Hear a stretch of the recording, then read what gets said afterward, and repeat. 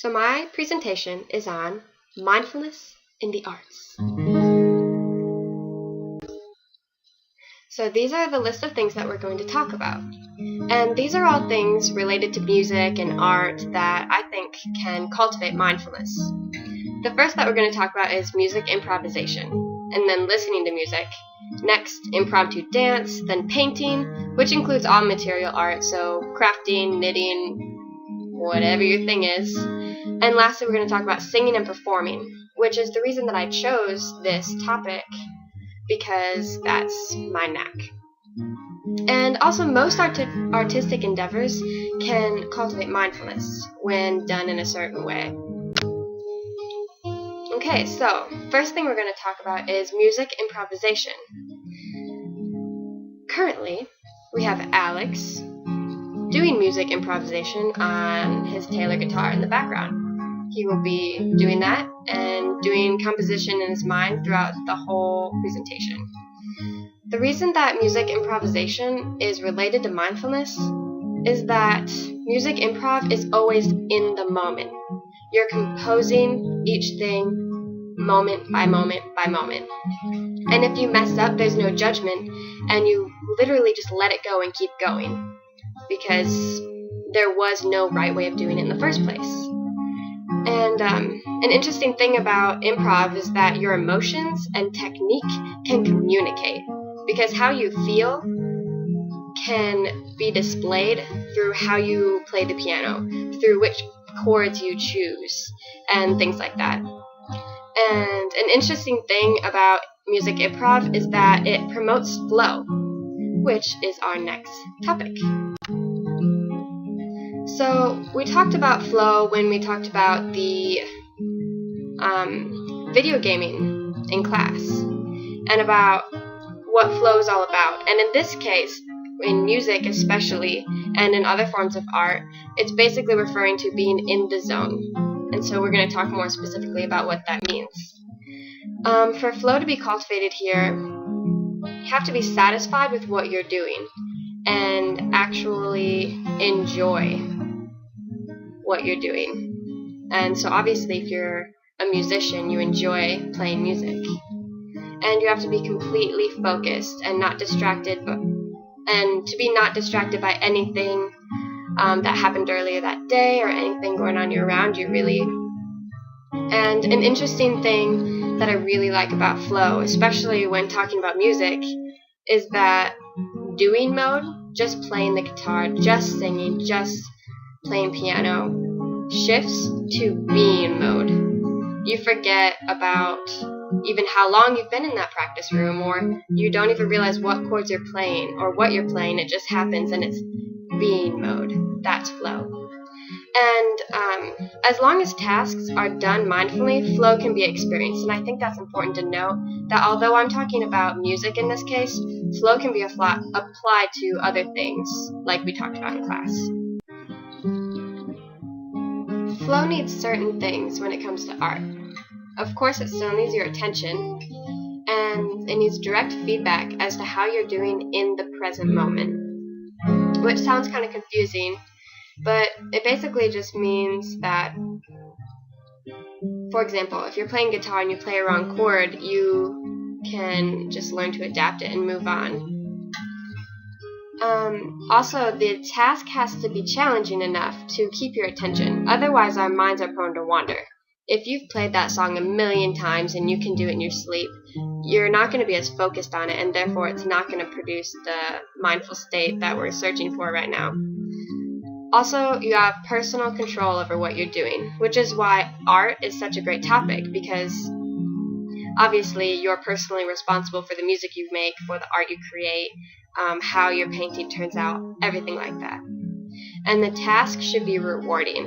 It should give you a positive feeling, basically, and only promote positive things.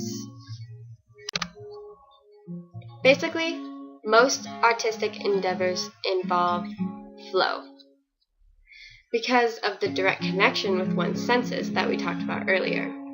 You're listening to the music you're making, you're feeling the strings, you're feeling your vocal cords stretch, you're feeling the keys, all those things. And And this is basically where the quote comes that is quoted by almost every musician is, "I felt at one with the music." They're basically talking about flow and they never realized it. Our next topic is music listening.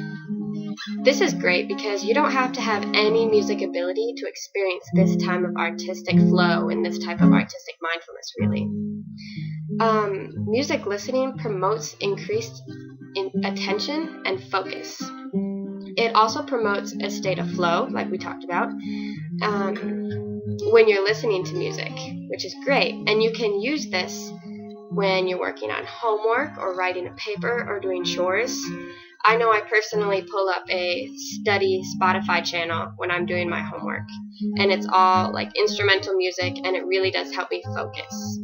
And this research was done at from a study at the University of Oregon, and the only thing that could be argued against these results is that they only used music students. So obviously these students like music. Music keeps them focused. However, I know friends who can't listen to music while they study, so I know this is a personal thing. However, this is what they found, and it's true for me. Next is impromptu dance. There was a study done that showed that tango dance is equal to mindfulness meditation when treating depression and stress. They obviously just used tango dance because they needed some sort of constant, but this goes for any form of dance, especially impromptu dance, because it's just like music improvisation for the body. And this can cultivate a mindful-like state for the same reasons that we talked about earlier, such as in the moment and the non-judgmental attitude that you have towards yourself as you're dancing, and it's expressive. And this also reminds me of how you can do body mindfulness meditation, because you're paying attention to your whole body movement and being at one with your whole body during this. I think painting or making music or any form of art that we're talking about and that we haven't covered could be a unique form of meditation for the person who's doing it. And this is just because musicians, dancers, artists, we do it to relieve stress. We focus our attention on it, and it promotes positive feelings in us. Otherwise, why would we do it? And I think this is very true because I know when I get stressed out, before I knew about mindfulness and before I had taken this class, when I would get stressed out, I would go to the practice rooms in Foster, and I would spend hours in there with the piano. I can't even read music. I would just play chords. And it was just a great stress reliever. And so I think that can really help people as a form of therapy and meditation. So, the effect music has on our beings is the reason why it has such a powerful impact on us. Think about the last time you cried when you heard a song, or how a song made you happy, or how you felt when you saw a really cool dance, or anything like that. And I think that's why music is used as a form of worship for so many faiths. And shown in the pictures here are different types of contemporary worship that I'm used to, and they definitely cultivate modern mindfulness for the reasons like we focus on one main thing of worship during that time, and there's no judgment of others around us, no judgment of the people on stage, no judgment of ourselves, because it doesn't really matter how you sound, it's the music itself and why you're doing it. Also, there's awareness in the present moment. When you go to a worship service, you leave everything at the door, leave what happened earlier in the day, what happened yesterday, and you're not thinking about what's going to happen after the service. It's very present moment minded, if you're doing it right, which is true for any type of meditation practice. You can sit there and say you're meditating all day long, but unless you're doing it right, you're not getting anything out of it. Also, this relieves stress and promotes a positive view and positive feelings. Lastly, we have singing and performing. which is the reason why I chose this topic, because I felt like I was practicing mindfulness during rehearsals and during performances. So I'm in a duo called Peter and Wendy. And to do that, you must be in the zone, or the flow, like we talked about earlier, especially during a performance. You have to be aware in the present moment and remain focused. A key thing that I always like to keep in mind is no judgment of mistakes, because you have to keep going. So the key is, like we talked about in class, really is notice it, accept it, and let it go. This is really important. For example, if you're singing the national anthem in front of a bunch of people who are standing staring at you, and you mess up, you have to keep going. You have to be focused, because if you mess up the words, they're going to be pretty judgmental too. And it's just really key to have a flow and to be so rehearsed and practiced that it comes naturally, like the flow that we talked about. And finally, moving forward in action.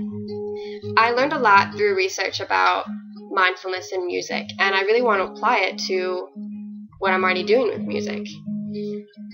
I want to practice mindfulness during all musical activities, especially the no judgment of self, because I know I can get really hard on myself if I mess up even once. And also I want to have patience, which I know mindfulness can cultivate, feelings such as that. And also, I think mindfulness is important during rehearsal and recording, because it'll make better music and better performances. And these are my sources, and thank you for listening.